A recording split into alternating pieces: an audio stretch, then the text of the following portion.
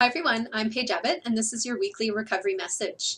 This week I thought I would talk about the value of group and connection with other people. For those of you who are watching who've ever attended group therapy or community support meetings like AA, NA, or Smart Recovery, I'm sure you found some value and some benefit in those meetings. It's great to have the opportunity to connect with like-minded people, people who are struggling with a similar issue to yourself, and just gaining strength from the other stories and the hopefulness from the group. For those of you who've attended these meetings, I'm sure there's also been times where you felt frustrated, challenged, annoyed, judgmental, a lot of uncomfortable reactions that come up during the group process. For a lot of clients that I see, these more uncomfortable feelings often provide what feels like incentive to disconnect from the group, to not go to meetings. They rationalize that they're not working. I just leave feeling angry or upset or triggered or activated in some way.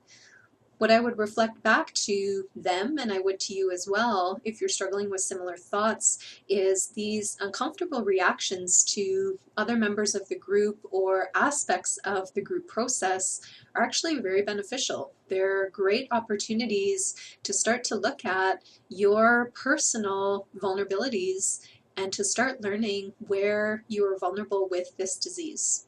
So for instance, if you find yourself reacting to a particular person in a group meeting, it's important to then look at what that reaction says about you, because our personal feelings and reactions, hopefully you can appreciate, say a lot more about us than they do about the other person. So initially you may be reacting to somebody's lack of motivation to participate in recovery, let's say.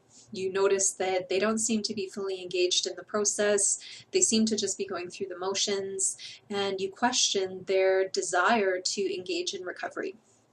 Again, on the surface, this may seem to be an other person issue, but if you pause and if you reflect, often what will come up is that these are likely issues that you're struggling with within yourself.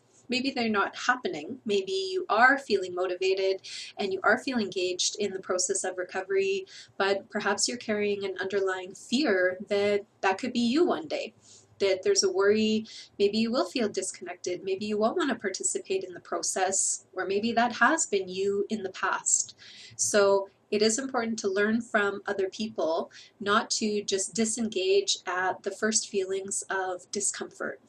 If you are noticing these feelings or reactions come up, including judgment, what I would recommend is after the group, have a chance to journal. So be writing down what you're reacting to, and then look at that question, what could this say about me?